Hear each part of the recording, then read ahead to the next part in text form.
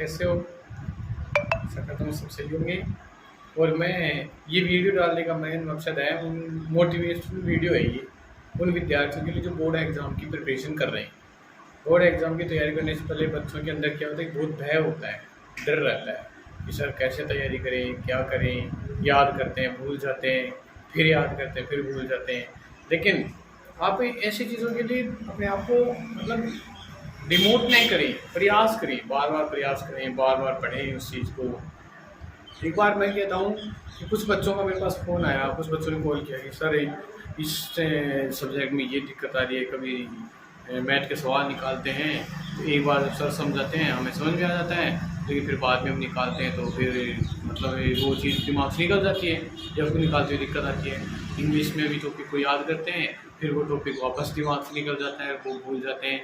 तो मतलब आप लोगों के सबसे मेन प्रॉब्लम जो आ रही है वो आ रही है कि आपको उस चीज़ का रिवीजन नहीं हो पा रहा ढंग से, आप उस चीज़ को समझ ही नहीं पा रहे हो, आप रट रहे हो उस चीज़ को, रटो मत उस चीज़ को।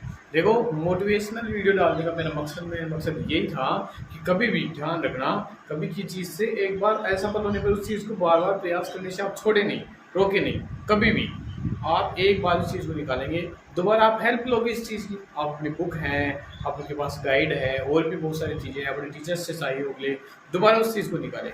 मेरा एक दोस्त था जो 10th क्लास में मतलब वो जब पढ़ रहा था, तो उसने कहा कि मेरे से पढ़ाई नहीं होती, आई थिंक मुझे पढ़ाई छोड़ देनी चाहिए। तो मैंने उससे कहा कि पढ़ाई छोड़ने से क्या होगा, कि तू क्या काम करेगा, मतलब और कोई जॉब कर लूँगा या फिर प्राइवेट सेक्टर में काम कर लूँगा। तो उसने काफ़ी उम्मीदें, निराशा थी, उम्मीद ही नहीं थी। उम्मीद ये ऐसे नहीं थी कि उसको पढ़ाई में बिल्कुल भी रुचि नहीं थी।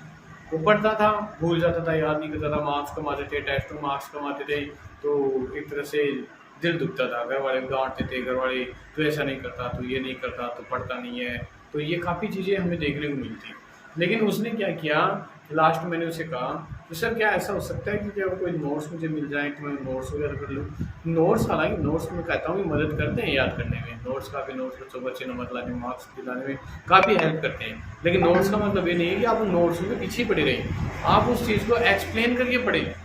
जैसे इंग्लिश के क्वेश्चन आंसर याद करने में बच्चों को काफ़ी दिक्कत आती है, परेशानी आती है, तो आप इंग्लिश के क्वेश्चन आंसर को रटें नहीं, आप उसके क्वेश्चन का पहले हिंदी ट्रांसलेशन देखिए, ये क्वेश्चन कह क्या रहा है, क्या पूछ रहा है, फिर आप अपने मन से ग्रामेटिकल रूप से उस सेंटेंस को बनाएं और देखिए कि आपका सेंटेंस कहाँ तक सही है। अपने टीचर से उसको सही करवाएं, अपने टीचर से जांच करवाएं, और फिर देखिए कि वास्तव में मैं बना पा रहा हूँ या नहीं बना पा रहा हूँ।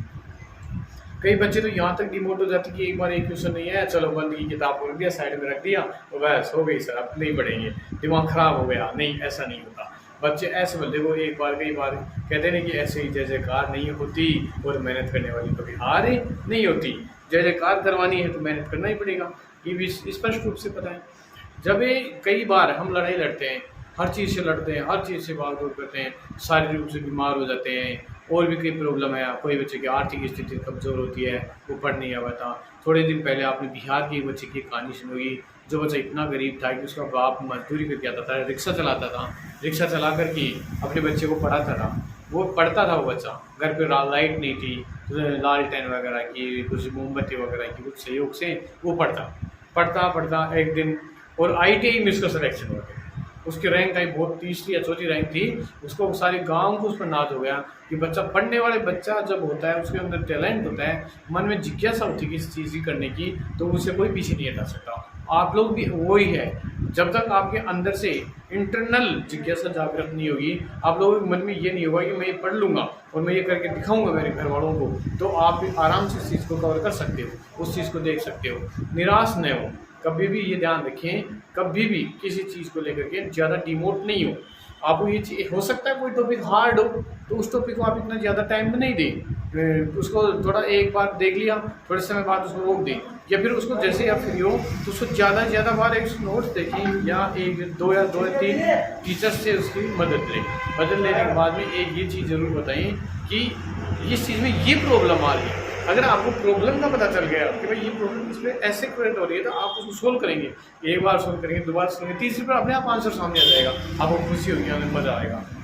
बोर्ड एग्जाम वाले बच्चों के लिए विशेष तौर पर ये वीडियो मैंने उन्हीं के लिए मोटिवेट करने के लिए डाला है कि बोर्ड एग्जाम जब सर पर होती है तो बच्चा टेंशन में आता है कि मेरे एग्जाम नज़दीक आ गई। और कुछ बच्चे ने तो कल मेरे को कॉल किया कि सर अभी तो टाइम पड़ा है, अभी तो अगस्त का महीना गया है, सितंबर स्टार्ट हुआ, मार्च अप्रैल में जाके एग्ज़ाम होंगी, तो हम तैयारी कर लेंगे दिसंबर के बाद। नहीं, ऐसा कभी नहीं सोचें।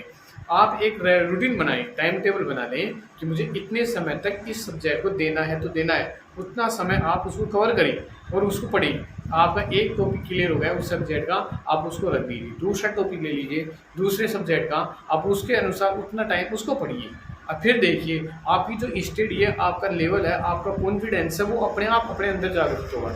आपका कॉन्फिडेंस, मैं ये कहता हूँ कि जब जिस दिन आपके अंदर स्वयं में कॉन्फिडेंस आ गया कि मेरी इतनी परसेंटेज बन जाएगी, मैं इतना अच्छी तरह से पढ़ रहा हूँ, तो मुझे नहीं लगता कि आपको कोई ऐसी चीज़ है जो आपको पीछे धकेल देगी। आपके नेगेटिव विचार दिमाग में होने ही नहीं चाहिए, कभी सोचे ही नहीं कि मैं ये नहीं कर सकता।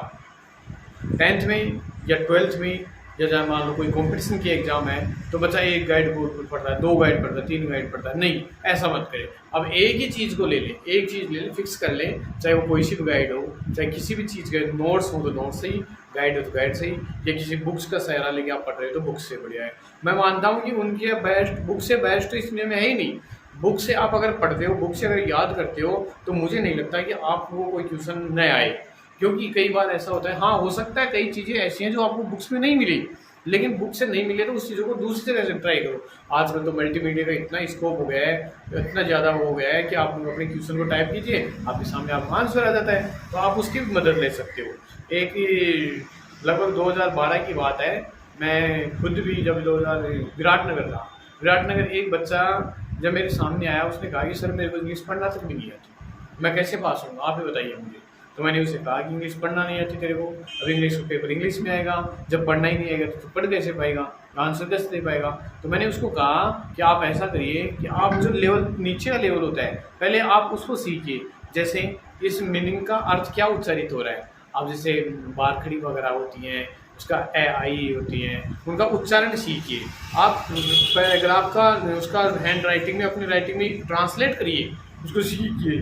2-3 दिन 4-5 दिन आप अभ्यास करिए। बोले सर मैं लिख ही नहीं पाऊंगा, कैसे करूँ, वो तो इस नेगेटिविटी को निकालेगा नहीं जब तक तेरे अंदर दिमाग में ये फिट हो गया कि मेरे को इंग्लिश नहीं आती, तब तक तू सीख नहीं पाएगा। तेरे अंदर ये होनी चाहिए कि मैं सीख सकता हूँ, जब तक ये जिज्ञासा नहीं होगी नहीं सीखा।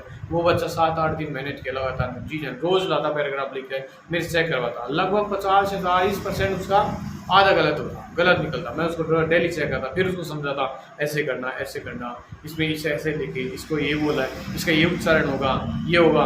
वो बच्चा 15 दिन में इंग्लिश को धीरे धीरे थोड़ा पढ़ना सीख गया, और 1 महीने में बच्चा इतना अच्छा परफेक्ट तरीके से इंग्लिश स्पीकिंग करने लगा, इंग्लिश बोलने लगा, इंग्लिश में पढ़ने लगा कि मैं ये कहता हूँ कि उसको किसी में इंग्लिश ही अच्छी लगने लगी। वो कहता है कि सर अब मेरे को इंग्लिश में क्वेश्चन आंसर याद होने लगे। तो मैं कहता हूँ कि वो बच्चा जब इतना कर सकता है, तो आप तो पढ़ लीजिए, आपको तो इंग्लिश आती है, अच्छी से आती है, तो आप डरते क्यों इस चीज़ से।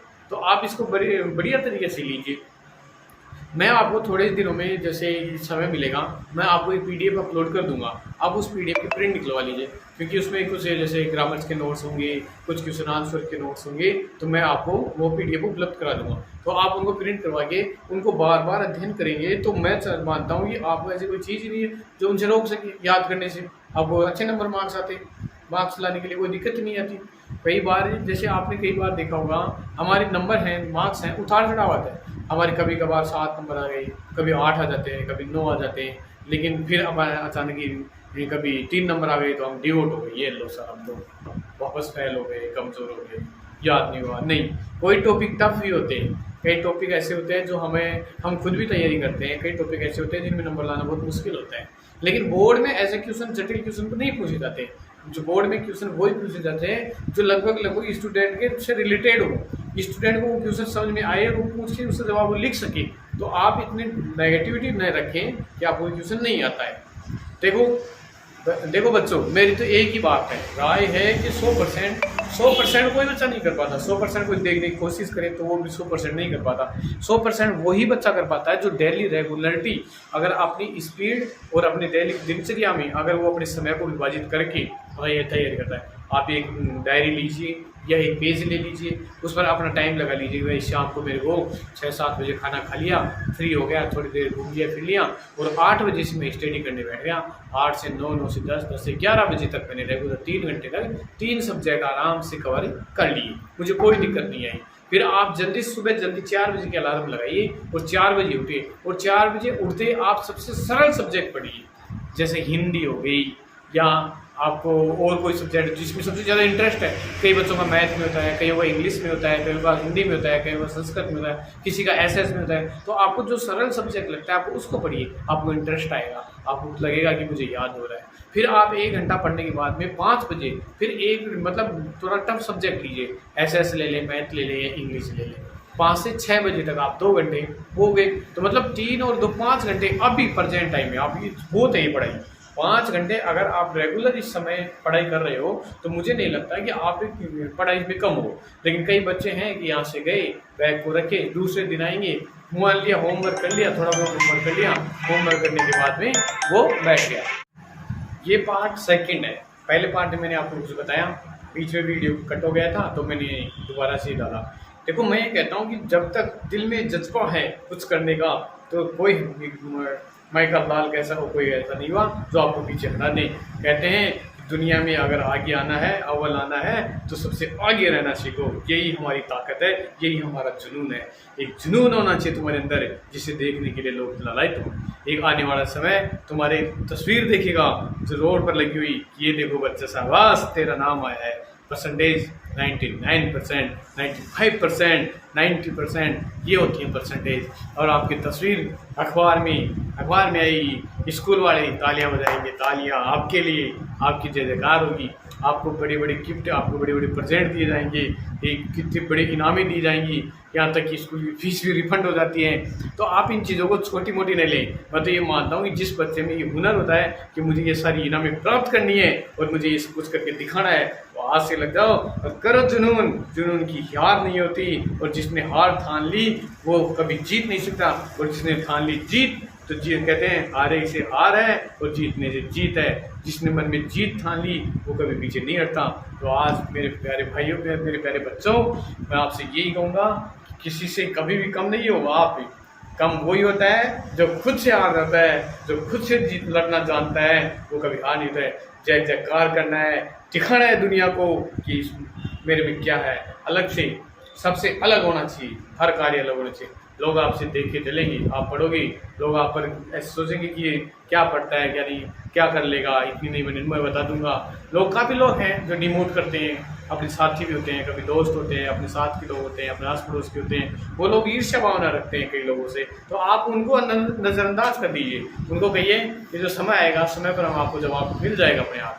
जब समय आएगा, जवाब मिलेगा, तो उन लोगों को अपने आप कहने की जरूरत ही नहीं पड़ेगी। तो मेरा कहने का मतलब है, जब जिस विद्यार्थी में ये जज्बा होता है कि मेरे को एक करके दिखाना है, तो मुझे नहीं लगता कि कोई ऐसी चीज़ इस दुनिया में बनी है जो आपको उससे रोक सकेगी। जैसे एक चींटी है जो बार बार दीवार पर चढ़ती है, बार बार दीवार पर चढ़ती है, फिर गिरती है, फिर चढ़ती है, फिर गिरती है, फिर चढ़ती है। आप भी गिरो पड़ो उठो और चलते जाओ। अरे राह चलने वाले राहगीर, कभी रुक मत, चलते चल, लेकिन हिम्मत कर, हार मत मान। कि जिस दिन ये सोच लिया कि मुझे चलना है, तो चाहे रास्ते में कांटे आए, चाहे पत्थर आए, चाहे कितना ही संघर्ष क्यों ना करना पड़े, जीत तुम्हारी होगी, जीत तुम्हारी होगी। ये चीज़ आपको आपके मन में एक जिज्ञासा और एक आग लगा देगी कि मुझे ही जय जयकार करना। मेरी फोटो, मेरी तस्वीर, स्कूल वाले मेरी फोटो खुद मांगे, खिलाओ आपकी फोटो दो, हम बैनर पर लगाएंगे, आपको माला पहनाएंगे, आपको फोटो करें। तो ये चीज़ें होनी चाहिए आपके अंदर, आपको ये चीज़ लेने की हिम्मत होनी चाहिए। ये क्यों नहीं हो सकती आपके अंदर? तो वो कोई अलग आसमान से थोड़ी टपक के आते, वो आप ही हो जो सितारे, चमकते हुए सितारे। आने वाला भविष्य आप में है। कोई IAS बनेगा, कोई RAS बनेगा, कोई कलेक्टर बनेगा, कोई क्या बन जाएगा पता ही नहीं चलेगा। और दूसरे जगह से थोड़ी कोई इंसान उत्पन्न होता है कि ये बनेगा IAS। एक बच्चा 10वीं फेल बच्चा आज IPS है, 10वीं फेल बच्चा IPS है। 10वीं 42% है, वो कांस्टेबल बन गए हैं। 10वीं में मतलब कम परसेंटेज बनाकर फिर भी वो आज नौकरी कर रहे हैं। तो परसेंटेज मायने नहीं रखती, मायने रखती है हमारा जज्बा, हमारा जुनून, हमारा संघर्ष, कि आप कितना संघर्ष करने में हिम्मत रखते हो, आप कितनी लड़ाई लड़ सकते हो आप अपने लिए। तो आपके साथ साथ आपका नाम ही नहीं, सबसे पहले आपके माता पिता का नाम पूछा जाएगा। ये कहेंगे गाँव वाले लोग, ये कहेंगे अरे ये किसका बच्चा है, इसने 99% बनी है, किसका बच्चा है? साहब उसका बच्चा है। आपके पिताजी के नाम गाँव में हर आदमी के चेहरे पर, मुंह में आपके पिताजी के नाम होगा। किस लिए? आपकी वजह से। तो आप नहीं चाहते कि आपके परिवार का नाम रोशन हो, आपके समाज का नाम रोशन हो, आपके गांव का नाम रोशन हो, और उस स्कूल का नाम भी होगा जिस स्कूल में आप पढ़े हो। उन सभी टीचर्स को धन्यवाद देना चाहूँगा जो ऐसे बच्चों के लिए अपनी जी जान से मेहनत कराते हैं। देखो, टीचर कभी अपनी कम उम्मीद नहीं रखता, लेकिन फिर भी कोई विद्यार्थी अगर किसी चीज़ में कम रह जाता है तो वह उसे रोकने की कोशिश करता है। ठीक है, तो बच्चों, अगर कोई दिक्कत हो फिर भी तो मेरे नंबर जो है आप मुझसे कांटेक्ट करें। कोई समस्या आई तो मुझे ज़रूर बताएं। अगर कोई दिक्कत कहीं भी, मैं तो ये जानता हूँ किसी भी सब्जेक्ट में हो, तो आप अपने टीचर से, अपने पेरेंट्स से ज़रूर शेयर करेंगे। Okay, thank you so much. मिलते हैं नेक्स्ट टाइम।